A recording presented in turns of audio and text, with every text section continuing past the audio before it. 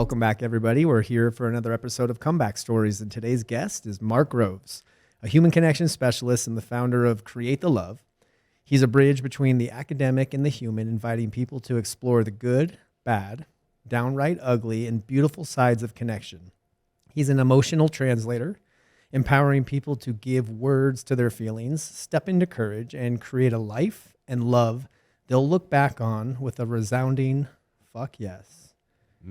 Fuck yes that you're here in the studio with us right now. Yes, sir. That's what I want to say. So excited to Welcome, be here. bro. Thanks for having me.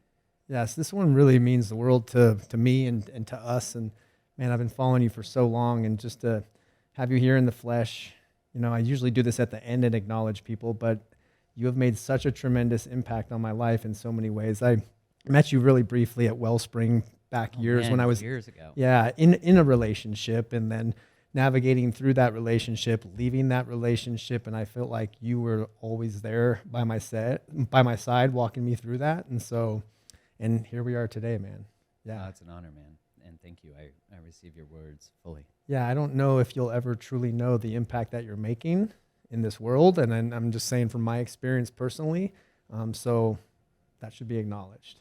Thank you. Yeah. You know, it's wild just how small the world is through things like social media and podcasts and mutual connections and networks. And oh, is that good? Like closer, you mean? Oh, okay. Yeah, it's wild just the amount of connections you can make just through the human experience and how resonant relationships are to everybody. You know, we all have challenges in relationships. No one's free of that, even though people might present that. And so, yeah, I appreciate your words. And excited to be here, excited to chat. It's beautiful. Well, we dive right in. We want to know, what was it like for you growing up? Yeah, I grew up in Canada, in Calgary, Alberta, which is on the west side. It's just an hour from the Rockies. You know, I had a good childhood, I think, by every sort of definition. Parents are still together. My father was divorced before he met my mom, and he had a daughter, my sister, with that woman. And so we grew up with her and I have a brother from my mom and dad. And so there was a lot of beautiful things about that. Like, one was that divorce was okay, that you could find love after divorce. You know, I just think of all the unconscious things that you learn as a kid.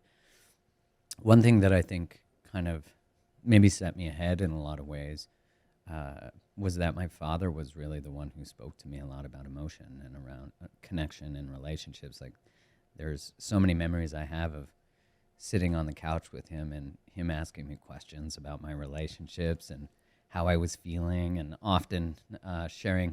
I remember once saying to him, like, oh yeah, you know, my partner, when I was in my 20s, she's complaining about this, and this.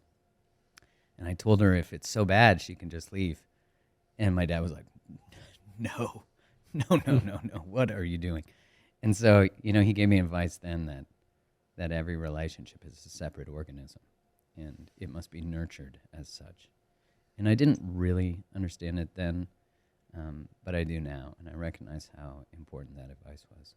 So, yeah, my childhood was great, and I would say that I identified a lot as, like, being someone who really believed in love and really believed in connection and really believed in, you know, I think a lot of us fall in love with the idea of marrying the person we're with, even when we're like 17, 18, you know, it's just like you start a relationship and you just think it's forever, which I think is kind of an interesting thing, that we don't study it. We don't learn the skills for it. We generally learn it from our parents and movies. And then we get to a place where we don't have the skill set to navigate. And then we experience shame because the relationship ended. And, you know, my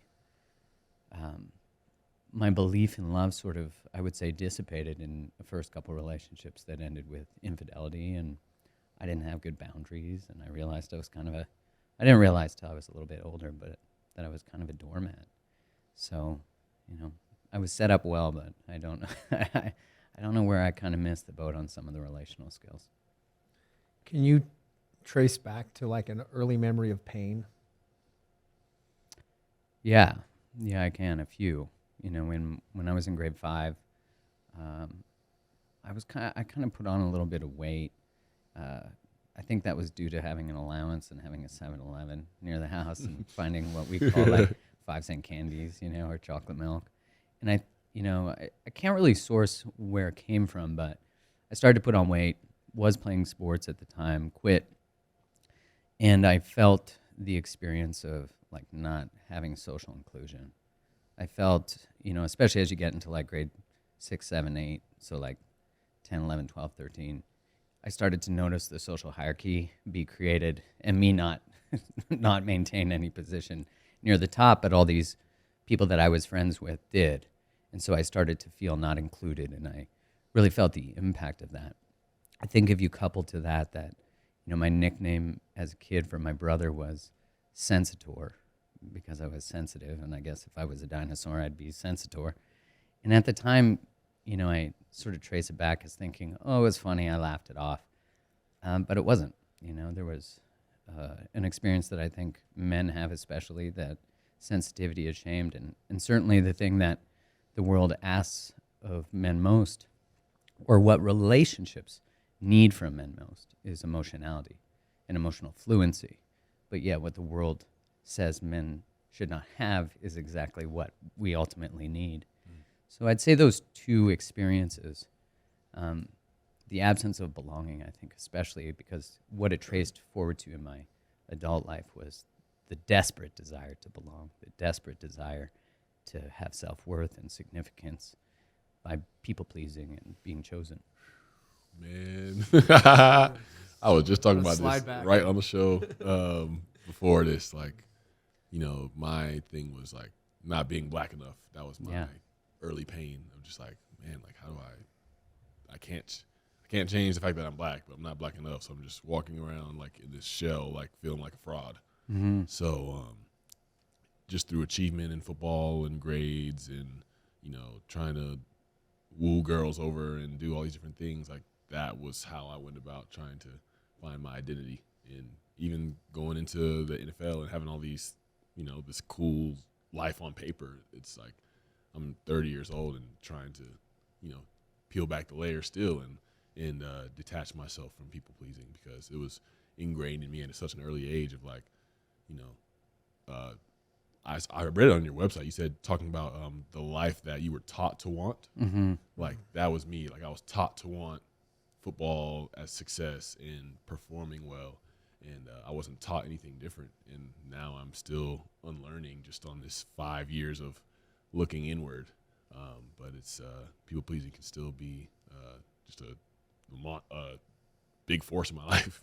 Yeah, and it's interesting because like I think outwardly people wouldn't imagine that, right? From you and from you too, and in that what we appear as social status, which I think in a lot of ways, like my experience in grade 8, in the summer of grade 8, because I felt like I was not fitting in due to weight, I basically starved myself. It was not a healthy weight loss journey, but I mountain biked a lot and I lost a lot of weight, and I got back to, the first day of school, that day where you feel like everyone's nervous. And I felt girls like me. And it was one of the first times I'd ever felt that. And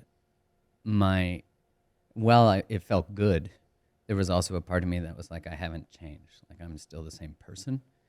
And so I really started to feel the sort of superficiality.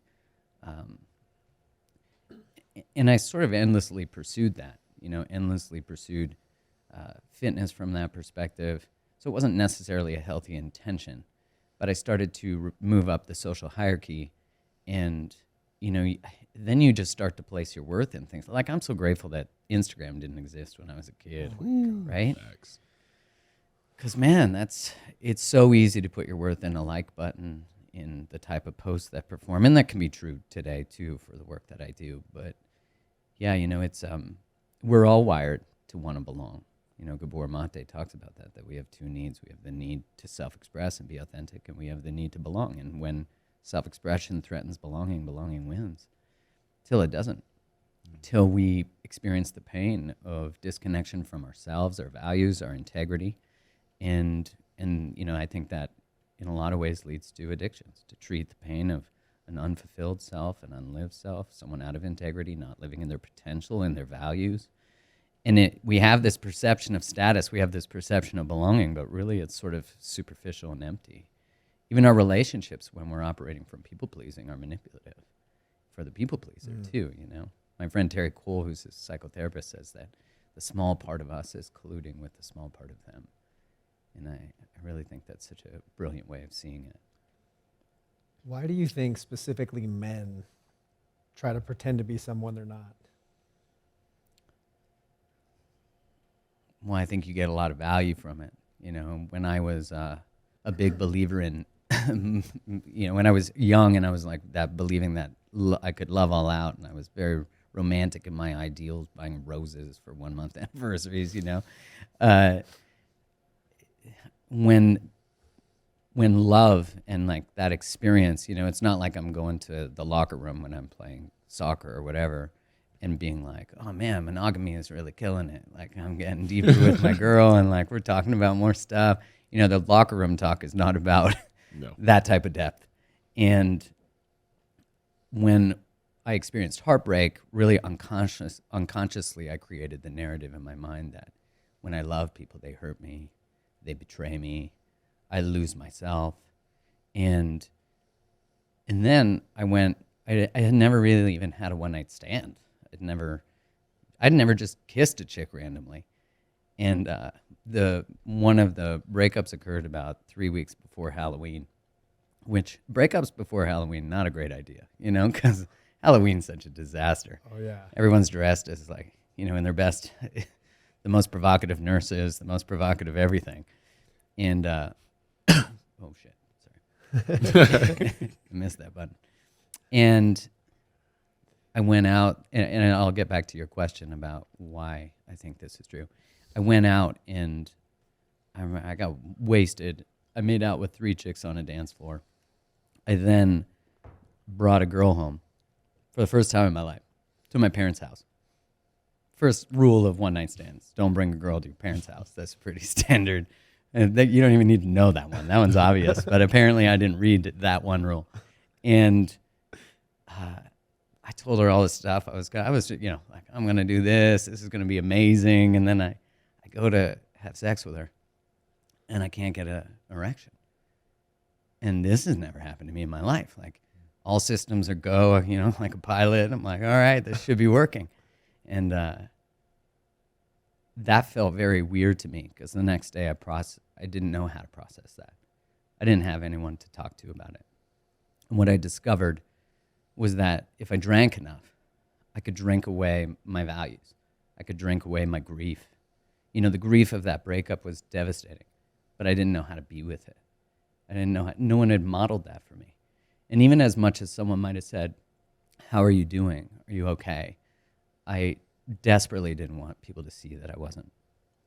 And I sort of doubled down on trying to womanize, having one-night stands, creating short-term relationships. And the inverse of that is that being able to talk about my achievements actually gave me status. And so that was a strange paradox, that like when I was really committed to integrity and love and commitment, there wasn't that celebration. But when I didn't want people to see my pain, I could talk about the things that I did and be celebrated and get male status. And so I think that's one of the reasons, or maybe one of the main reasons, is that we sort of still, and I'd say even partner selection is done this way, is that we still rate men or like grade them, especially unconsciously, by their ability to provide, protect, and procreate. And so I think that's maybe the largest contributor. I've heard you mention, especially men are in this like constant state of impression management, I think was the term that you used. Yeah, like trying to hold up the appearance. You know, I'm sure that's definitely true for women too, you know, especially with things like social media and Instagram, where a lot of their platforms or their accounts are actually based on that.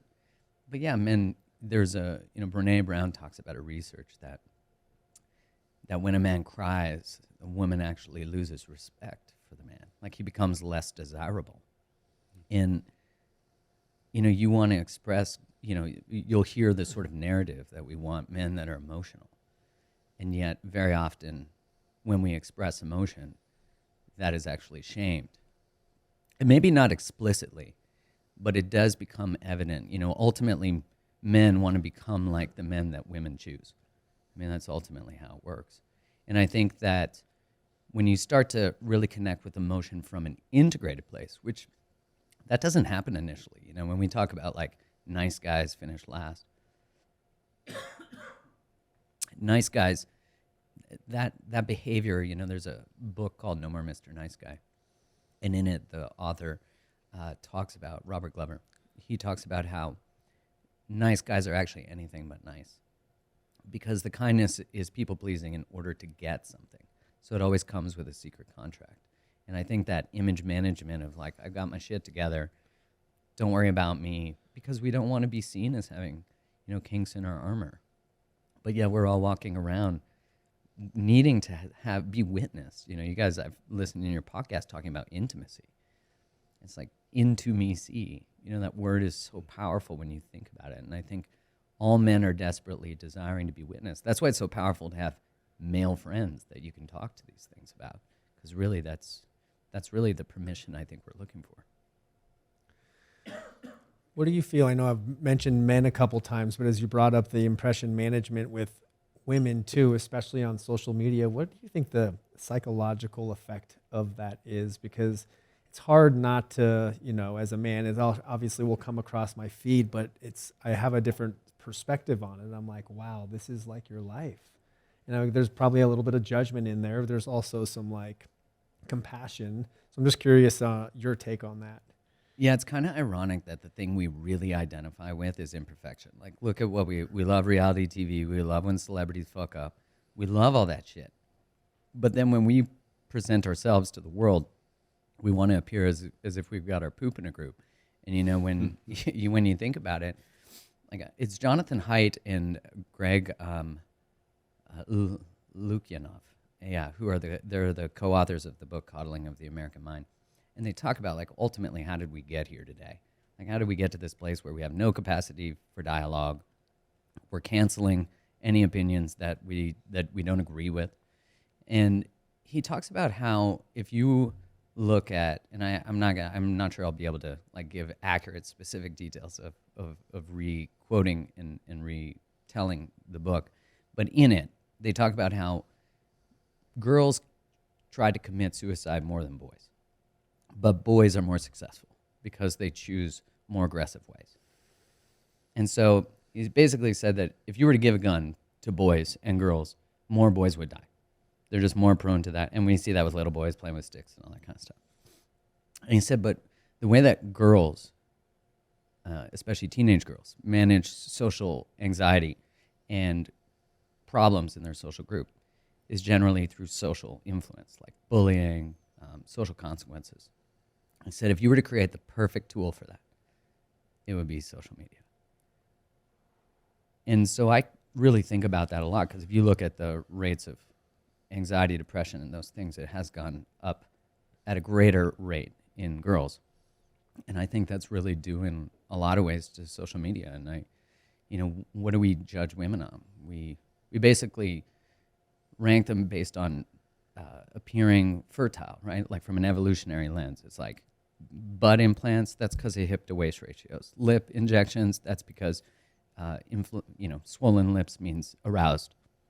So we have all these different ways that we unconsciously do the same thing in terms of how we grade or choose partners. And so I think the pressure is immense for women, the like image management. And in the book Stealing Fire, which is a fantastic book, the author talks about how when we're in a flow state, our prefrontal cortex shuts down. So the part of us that is in charge of creating a self. And so if you think about it, if you're constantly image managing, which I'd say we all are till we're not, or till we're mindful of it, that means you're not even present, because everything is going through a lens of who you want to be and how you want to appear. And so you don't even get to be with people. And when I had that awareness, I'm like, wow, it's so easy to get lost in it. Like, I can know this and then maybe filter what I want to say or what I want to post because I'm afraid of feedback or pushback. But really then I'm just colluding with and participating in cancel culture. Is there a low point that you can look to in your life or in relationships that may have been the moment that forced you to reevaluate your image management or to force you onto a trajectory to where you have the wisdom and the information you have now? Yeah, when I was in my mid-20s, I was engaged, and that really was the birth of my work. Was when my engagement ended, because I was with a really incredible woman, and I didn't want to get engaged. I didn't want to get married, and yet I did. The story of like, do what you need to do by this age.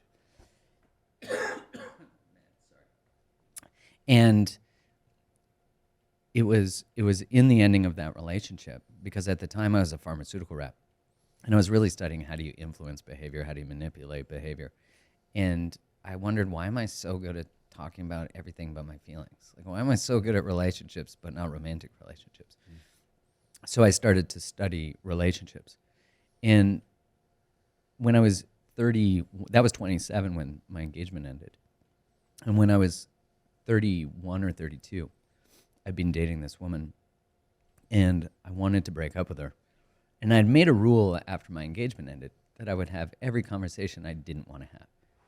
Because I wondered, how did I get here? Like, how did I get to this place where I'm getting engaged when I didn't want to? That made no sense to me. And I thought, man, I've avoided every hard conversation.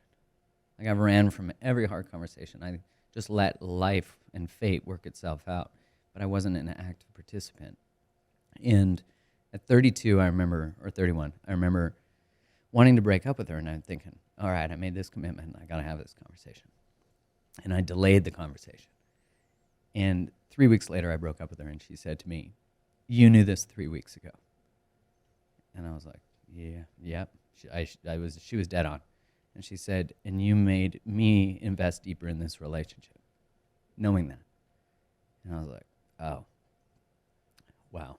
And I had a breakdown that night, and I journaled, because I thought, what is integrity? Like, how do I want to be remembered? Who do I want to be? I'm not, just by avoiding that conversation, I'm hurting someone. So I had an active knowledge of something I needed to do, and I didn't do it because I was afraid. And it hurt her. And in turn, hurt me, because that's not how I wanted to be in the world. That's not how I wanted to show up. And, I'd say every relational ending that I've had has been a massive deepening of awareness and alignment. Yeah. I can relate a lot. I mean, I feel like in my last relationship, almost 7 years, the amount of growth in the last year, I've probably grown 10, 20 times as much as I grew over the last 10 years combined, just in this last year. It took some outside help, some solid male friends, some accountability, some therapy, but so beautiful to look back on now. And when I just started to continue to point the finger back at me, and look at all of my stuff and stop any kind of blaming and let go of any kind of resentments and just kept looking at my stuff, the amount of transformation, it's such a beautiful thing to look back on now. It sucked in the beginning. It was scary. Moving from living in Arizona my whole life and moving to California, scary, but God, one of the best decisions I've ever made in my life today. And again, a lot of help from you, just from listening, constant podcasts over and over again of just, I like your solo episodes the best. Those are the ones that just like, you just drop bombs all session long, man. Yeah. Well, that level of responsibility, I think responsibility has a strange paradox, which is if I'm going to take responsibility for everything in my life, then I have to actually process the grief and anger that I haven't. That's the part. Like, I think that's what limits people from changing their lives, and getting sober and all that kind of stuff. I talked about Gabor Mate earlier. He has this quote. He's an expert in addiction, too. And he talks about how the wrong question is why the addiction, the right question is why the pain. And, that if you're willing to say, okay, every relationship that I'm currently in, every outcome that currently is happening in my life, I'm saying yes to it. And if I'm willing to just sit with the capacity of that truth, then now I'm free. Now I'm actually free. And Alan Watts talks about how when you wake up to conscious choice, you become the God you were taught to praise. And that, to me, has always really just the weight of that, of like, oh wow, that's the responsibility of being alive. That's the responsibility of this life, all of it. Can you talk a little bit about your path to quitting alcohol? Mm. I never thought like, I'm maybe not like a traditional story where I like woke up in a ditch or like had some sort of rock bottom like that. I certainly had moments drinking, I think because of binge drinking culture, I had moments where I did that, and I sort of would joke and say I time traveled last night, and I'd have to like gather files from other people about what happened. And when I realized other people don't do that, wait, what? Wait, that's not normal. In college, that felt very normalized. But as I was, I would say, becoming more present to my emotional experience, and also to the responsibility that I had to the choices I was making, the life I was living, everything I'd created, including Create the Love, and the conversations I was having, and my partnership with Kylie, they all just mattered so much to me that one of the things that I just recognized was that I really only ever made bad decisions when I wasn't sober. I didn't make any, none that I would regret sober. And, I remember reading this book by Paul Selig, and I was walking on the streets of New York in Soho. In the book, it said, I was listening to it, and it was saying, your body can only alchemize the lowest level of truth that you're willing to hold. And I thought, I don't really understand that, but there's like something in that. And he went on to say that, what truths do you know that you're not living by? And immediately it was like, you need alcohol to connect. And, I had the rule after an awareness in my mid-30s that I would always live at my highest level of knowledge. That like as soon as I heard something hurt and I had an awareness, or I just had an awareness or a knowledge come through, I would change my life. And it was in that moment that I was like, all right, like I can't ignore this. And in his book, he says it's like being a fish that is in an aquarium and learns about the ocean and then goes back to the aquarium and pretends they don't know. And I realized so much in my life, and I think really the source of my relationship to alcohol too, was that I had awarenesses that I wasn't living. And so the pain of unlived potential, the pain of living a life or making choices outside of my values needed to be anesthetized. And, I went to this retreat from a woman named Gangaji. And in the retreat, this person was sharing about their life and their transformation and how they just they hadn't found it yet. And she said, get sober from everything that pulls you away from who you are. So quitting alcohol to me was just like a next level. I first was like, I'll just do it for a year. But honestly, as soon as I got a taste of it, life was so much richer. And really a big part of it was actually that I was afraid to quit drinking because I was afraid of how it might impact the people around me, like, going to a bachelor party or going to a wedding. But right after I decided to quit for the year, I was the best man at a wedding. I organized the bachelor party, and then I had a guys trip for my annual guys trip with guys I grew up with that we've done for 20 years. And so I had all the greatest social pressures. And when I decided not to drink, all my fears of how other people might receive it, which really was so codependent. It's like, I'm not quitting because I'm afraid of how someone else might feel. That's such bullshit. And so I've realized that even through the quitting of alcohol, it was just more healing of people pleasing, So yeah, it's been, we talked a little bit before we hit record, but life is so much richer, life is so much more present. I'm sure that's been both your experience. Yeah, we were talking about just being in Vegas specifically, and it's Right? so cool to come back here sober, and it's just a different perspective. We were mentioning I heard this from Darren once, just that sobriety is like a cheat code, and it's a really cool perspective. That's great. To have, and just energetically to be an observer. I get it. There's probably some level of judgment to watch people and watch the the energetic shift that happens where Yeah. I can see and feel like this darkness, energetic darkness kind of overtake people when the alcohol comes in and there's a shift and something different in their eyes. It's interesting. I love my perspective today, especially here in Vegas. Yeah, it really exposes you. Like I came to Vegas not sober for bachelor parties, and Same.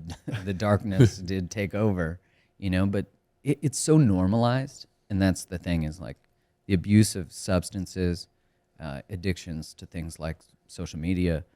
These are all just normal.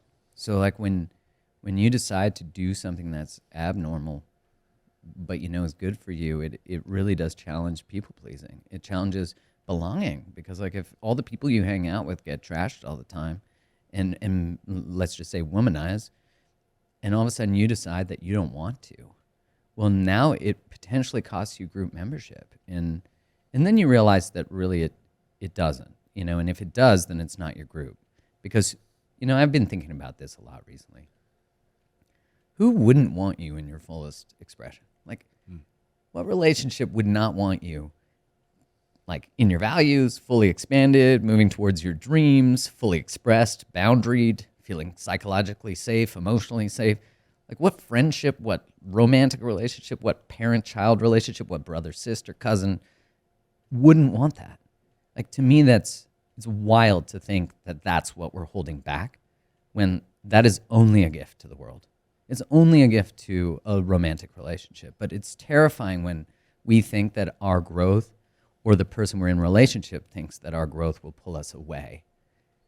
And then we become selfish and we become the anchor or the tether that holds people back from their potential when really you living it, me living it, all it does is inspire all of us to make better choices. And, I really agree with what you said about I have to process the inherent judgment that comes sometimes when I see people in their shadow or making choices. But it's really parts of myself I recognize that I still judge, that I haven't like reconciled and really come to peace with, like if I like judge a guy with, puka shell necklace and some highlights in his hair, I was exactly that fucking guy. So,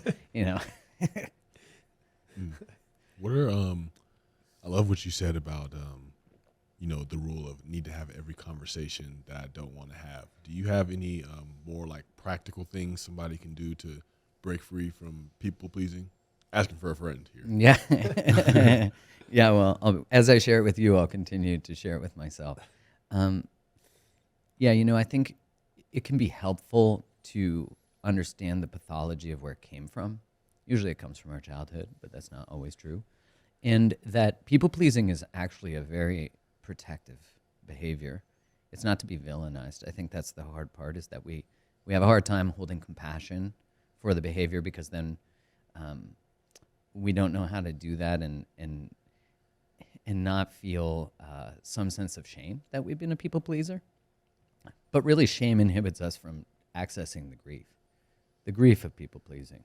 So getting the pathology of it, which I don't think humans need to understand where everything comes from, but I think it's helpful because it allows us to see it's not our fault.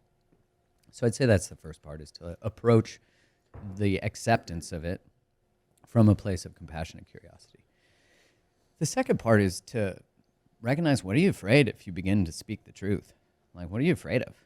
Because to say there's no cost is really, I think, naive. Because the real fears are like, if my relationships are all held together, or generally held together, especially the most important ones, by me playing small, not sharing my truth, not speaking up, not advocating for myself, all my relationships are centered around other people's needs, or generally, then I'm getting a benefit from all those things, right? Like I'm getting to maintain relationship. But when you start to speak truth, whatever that means for someone, express yourself, set boundaries down, express your needs, what you'll experience is that fear of loss of connection. Again, super important, valid. And this is a reorientation that I think everybody eventually goes through, which is that you go from sourcing your self-worth from other people agreeing with who you are, other people agreeing with your life outcomes, other people agreeing with your choices, other people celebrating what you're doing. You go from seeking the applause and approval of other people to realizing that in order to bend over and orchestrate yourself in a way to get that becomes a source of immense pain. Because you think about, I think the easiest example is like if you grow up in a really religious household, and yet what you witness is maybe not unconditional love and maybe not unconditional acceptance that is maybe preached, then you might, from a values perspective, just innately be like, this doesn't feel right, but yet I have to live it. I have to agree that this is the God I'm praising, and this is how I'm going to do that. Eventually, you will experience the bending and pretzeling that's required and the pain of that. And so that fracture that occurs, which we would think from a addiction perspective would be like a rock bottom. But we can have emotional rock bottoms. We can have these, and our breakups, I think, are one of the greatest sources of this. Is, you get to this ending and you have anger and grief, and I'm like, center that, like use that. That's why I don't save people from breakups, because I'm like, there's nothing to be saved from. Like, this is one of the most important emotional experiences that you can use to transform your life. Reclaim yourself or claim yourself. So you start to instead source worth from self. When you express a boundary, boundaries are inherently symbiotic with self-worth. As in, when I expressed a boundary, I love myself, right? I'm saying, I matter. But if I've never done that, that means the first time I ever do it, it's starting with nothing. And it's putting a deposit in the bank. But when someone's like, I'm having a real hard time expressing myself or like sharing my boundary, I'm like, you might be the first person in 4 generations in your family to do that. The previous cost could have been death. Like there's a genetic, like an actual experience in your body that's like, no, I can't do this. And that's why I think things like cold water exposure, breath work, they allow you to observe your somatic response, your body's response. Like you're not going to die in a cold plunge. But you'll be able to observe your body saying you're going to die. And so you can start to separate trauma from truth. And so, missed it again. In this experience, what starts to happen is the boundary's laid. Oh, wow, I feel important. And so we put a deposit in. And sometimes we collapse the boundary, but we've now felt it.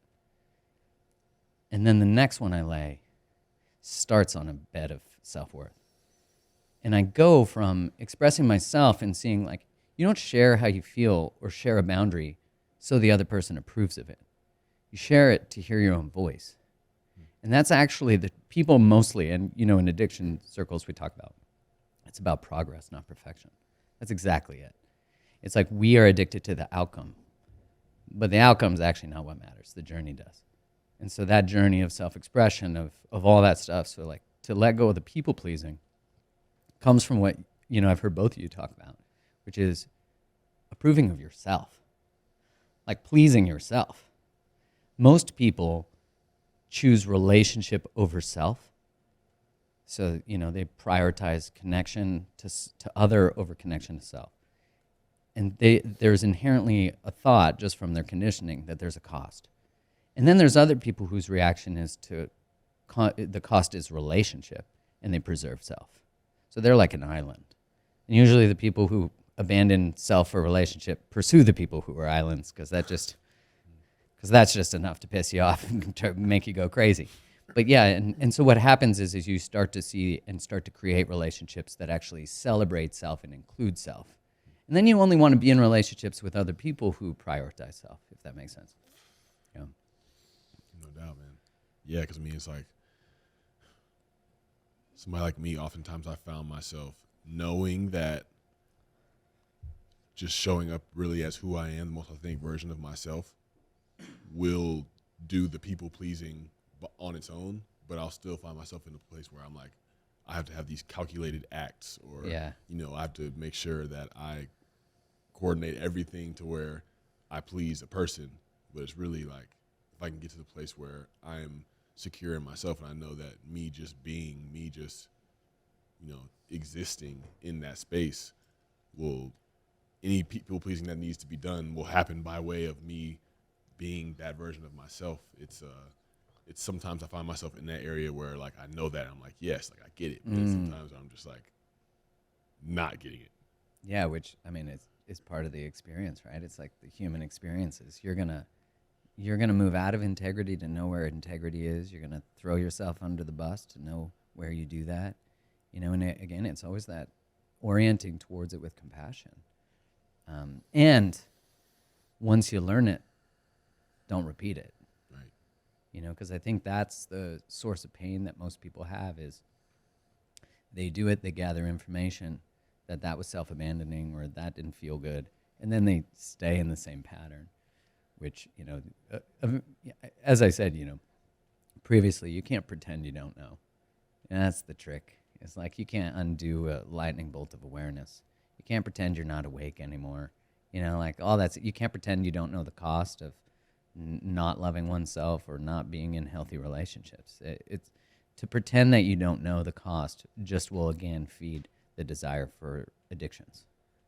It's like the fishbowl and ocean analogy. It's like once you see it, you can't unsee Right. it. And then there's a whole nother level of awareness. And with that awareness comes responsibility, right? Right. And then if lessons will be repeated until they're learned, right? And so it's like we're going to keep getting that same lesson over and over again until essentially we pass the test. And when it's in relationships and heartbreak's involved, it can really derail us, especially if we're attaching our identity to it and the relationship fails and we identify ourselves as a failure because it didn't last forever. So common, hey? It's like if a relationship ends and you feel like a failure, that is actually such a gift because it teaches you to detach those two things, that worth and relational outcomes are not correlated. Although your behaviors can participate and contribute to relational outcomes, a relationship ending should not define someone's worth. And it's the problem that exists. Like we treat people who are divorced as if they are worse than someone who's single. And if you're in a relationship, you're better than someone who's single. And then you got the hierarchy, like you're engaged, you're married, way to go. But, it's like the way that society structures like the question, oh, you're still alone? You still haven't found someone, especially as we get in the holidays. That's such a common question. And that just contributes to the belief that without someone, I don't have someone confirming that I'm worthy of being chosen. Ooh. You know what I mean? And it's like you just are, and that's it. And if you can choose relationships from a place where you're not chasing being chosen or not chasing validation or chasing being worth, then you can actually being worthy, then you can actually be in the relationship. But till you actually change that behavior, the relationship will always be the thing that's fulfilling your worth and your value. So if you lose the relationship, you lose your worth and your value, which I'm like, what a gift. Because that's what teaches you that your value doesn't live in relationship. But that's like that's the kind of learning that you have to be devastated to find. Wow. What's coming up for me is beyond the relationship. This is my life. This was my life, and it wasn't even the relationship with a romantic partner. It was the relationship or the identity I had as an athlete, and everything being wrapped in that. And then one day that being gone through an injury, and with my identity being as a baseball player, and one day that being stripped of me and not having any tools or any kind of other identity, it literally almost killed me. No, yeah. So it's like the same thing, whether it's a relationship or wherever we're identifying ourselves in something that's outside of ourselves, it's a slippery slope. It was like it literally almost killed me.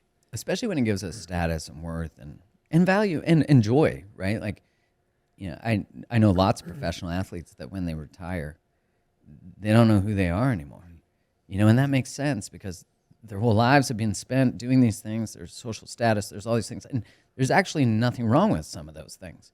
It's just, my partner, when I was talking to her once about how I wanted to let go of something and just like allow a former part of me, people-pleasing, to die. And she said, let it be a good death. And I remember hearing that and being like, wow, there is like something sacred about it, like don't try to prevent the death. Don't try to hold on to the former identity, the former pattern. But it's interesting, as you say, it's like it almost killed me. Yeah, I get that. And it's almost like it, and I'm sure when you look at your past, it's like it needed to. It all needed to for you to be here to create, what you contribute to the world now, you know, like, and the way that you do, both of you, sourced from the worst fucking shit, like the hardest moments, which is what people identify with. Again, It's my story. It's how I met him, through that same connection. And Darren shared his story on HBO Hard Knocks at one point, and I was sitting in my house watching it and heard his story, and we just shared this recently. We've shared this story a couple times, but I reached out to him on Instagram, slid into his DMs. He had like about 3,000 followers at the time, and he responded right away. I just explained to him that I coach athletes, and his story, like, because he did what I did, but on a massive platform, and it's the pain and the struggle that's connected us. It's why we're sitting. All three of us are sitting here today is because of the pain, and how that pain can give us an access point to a greater purpose is so cool. It's so cool just to be sitting here right now talking about this, three men, and really changing the language, especially Darren having his platform with football and what the world sees as the masculine of all masculine. If you notice, like, we don't talk about football or we don't talk about sports on this podcast ever. No. This is the shit we're talking about all the time. Right. Yeah. It's such it seems like it's even confronting to the former paradigms or the way that we perceive men or emotion. But, you know, ultimately, as I said at the beginning, like, what the world actually needs and wants from us beyond, you know, sports and all that kind of stuff is depth. And, you know, when you can step into depth and emotionality and not be loved, but love yourself, then you actually change the definition of, like, we're actively, and I don't mean this like arrogantly, I just mean we're actively contributing to redefining what masculinity or men and what, because if someone calls me sensitive now, I'm like, fuck yeah, it's my superpower. Right. You know, and often the thing that we did to adapt or keep the peace or whatever as kids, when developed in an integrated, mindful way, it actually does become a superpower. And, you know, I'm grateful to be able to participate in this conversation and be able to, like, know that my sense of worth or belonging actually is celebrated here. You know, which that's the type of people that you end up being around when you're willing to potentially lose relationships. You gain other ones that are more aligned with your values and your way of being. And likely you will change and transform people in the group that you're worried of not belonging to, you know? What can you describe for us what it was like when, like, these principles and these things you know now started to click for you in relationships, like in the relationship that you're in now? Like, when did it start to click for you, and how did that feel? Yeah, so we've been together, man, I think 7 years, with a little break in there. And, you know, I was already in the relational work when we met. I slid into her DMs too. Hey. I said, Instagram's the new Tinder. You know? Sorry, Tinder. But yeah, I've learned so much with her. Like, having a partner who's willing to grow and change, and we both see the relationship as a place of evolution, like of growth, of possibility, of potential. And I've just, like, refined and created more skills with her, which has been really beautiful. Like, I'm not afraid to cry in front of her. You know, I feel actually witnessed and seen and held, and her ability to repair. I mean, that, to me, like, in relationship, that's the most important skill, is to be able to say I'm sorry, but then to learn from each other's perspective and know that your partner's perspective of you is broader and richer than what you can see from, you know, as they say, you can't see the forest when you're in the trees. And I really see the feedback that she gives me most of the time as really a window into my possibility and my potential. She sees things I don't see, and I'm eternally grateful for that.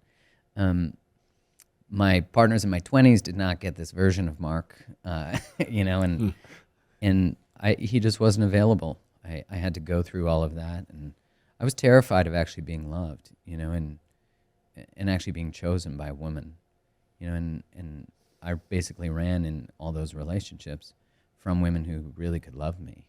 And I ran towards relationships that were more unavailable, and that was really due to my unavailability.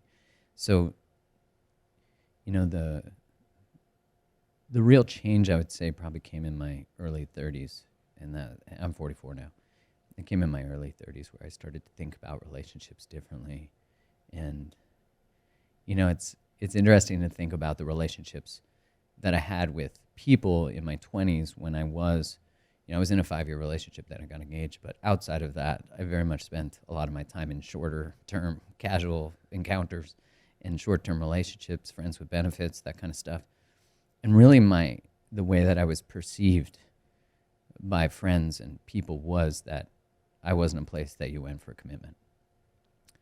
And when I started to wake up to who I wanted to be in my integrity and what I really valued and how I wanted to be celebrated, that was hard because I had to gain the trust and redefine who I was to people who I had spent so much time.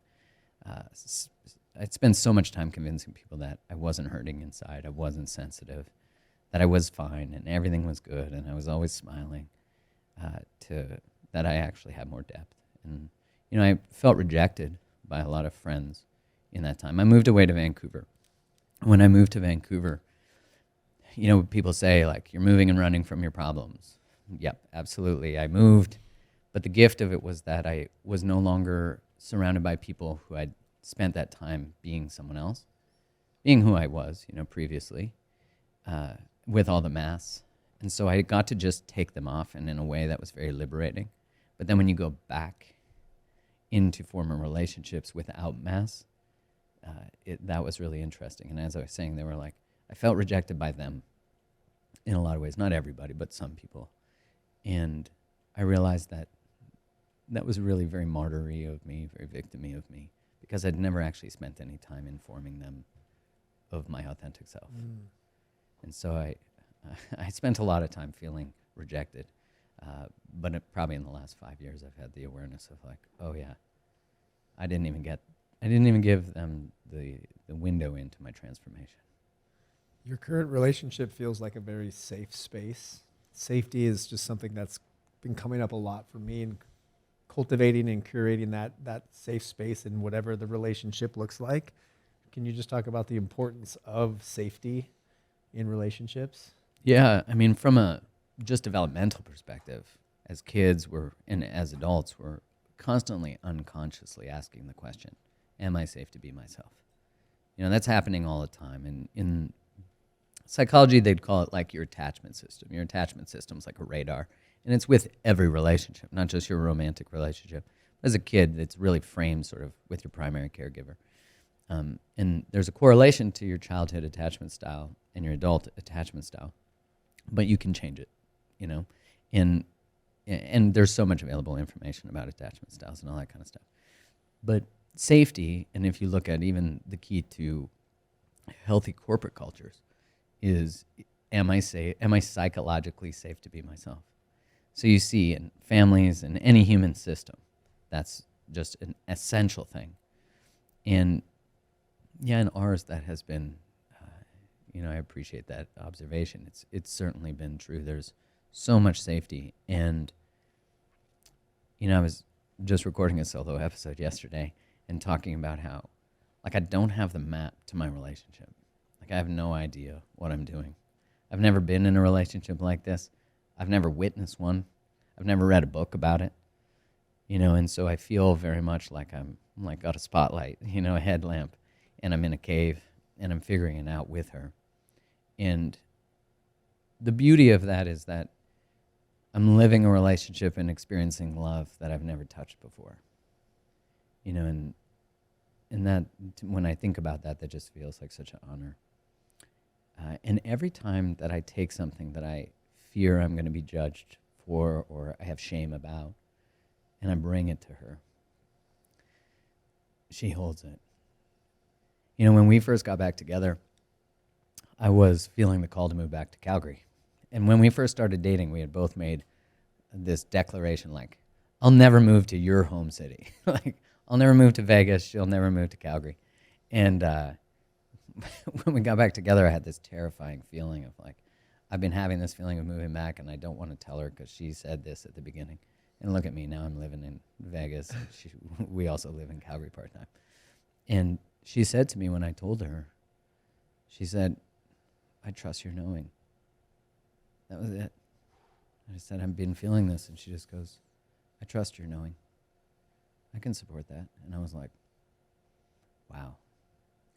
So yeah, there's an unfolding that can occur when we feel safe to express and also safe to lay. I say now, like, I like to use the term like to lay at the altar of the relationship. The things that we fear most, the things that we're vulnerable about. And, you know, in your guys' conversations about intimacy, there's just like an intimacy that becomes, and a bond that becomes so sacred, because where else can you create that? You know, I think in men's groups you can, but it's still not at the same depth of being witnessed by a romantic partner. I think it's important also for the men to also understand that they might not feel safe, especially when it comes to showing emotion. Mm-hmm. You know, in relationships, I had this conversation with multiple friends in relationship that don't feel safe expressing their feelings, and they're trying to embody these feminine frequencies of empathy and open-heartedness, and then they start to do it, and then they get told something back, or the energy back doesn't feel safe, and then it just shuts them down. Yeah, I think a lot of the times in a heteronormative relationship, there's not a lot of trust in male emotion, probably because they've been manipulated by it. Or the other thing they've experienced is rage or like aggression from men. So there's, I'd say on a somatic, like unconscious body, nervous system level, there's a lack of trust in vulnerability.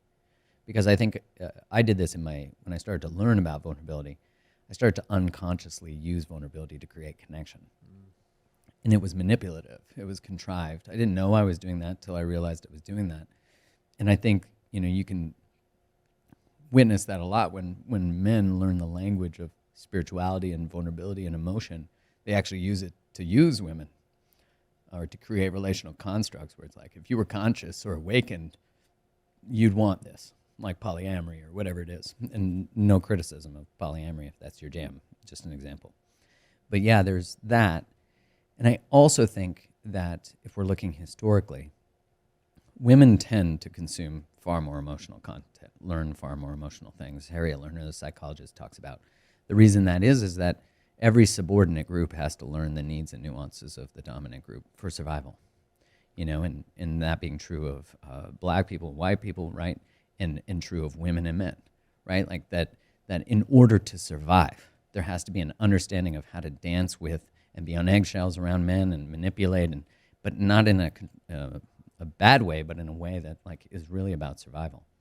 So if we look at today, still more women consume emotional content. There's no doubt. I think like 85% of my content is consumed by women. But the other side of it is that I don't know that like part of having emotional fluency also gives the woman the driver's seat emotionally in the relationship.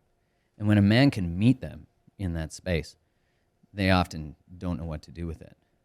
And I think that's the same experience for men experiencing women who meet them in a provider performance achievement space, like CEOs and whatever, building businesses. And so there is actually an unfamiliarity and who knows, like when you actually finally meet someone who can meet you there or even call you to a greater depth, it's going to put someone out of their comfort zone.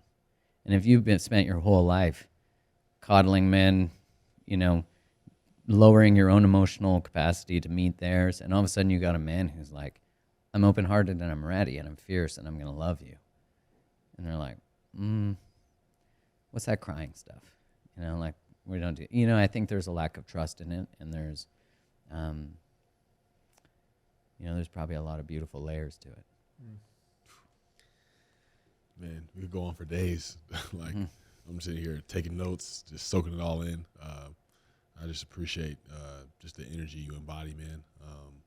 Like, I'm in awe right now, and appreciate you coming on here talking about things that you're talking about, sharing your experiences, because men really need these things. You know, I need these things. Everybody, we all need to hear things like this and sit and reflect with these things, which is what I'm going to be doing tonight. So I appreciate your time. I appreciate you just being who you are, man. Thanks so much for having me. I really appreciate you guys trusting me with your people, with your audience, and having me in this baller studio. Yeah, same, man. I just want to acknowledge you for coming in the flesh. Since you're in Vegas, I won't put you on the spot, but I mean, there's so much we didn't cover. If you want to come back for round two, we just kind of like scratched the surface on this Yeah, conversation. I'd love to. But I know your time is valuable and you're a busy man and you're reaching a lot of people. And again, just to reiterate the impact that you've made on me personally, gosh, I don't even know, over the last 6-7 years probably, of just like consistently following your content. And also every single coaching client and friend, when I hear something, I give it to them. So there's a lot of other people, like the ripple effect that you're creating and the impact that you've had on my life. It's I'm just profoundly grateful for you, brother. So thank you.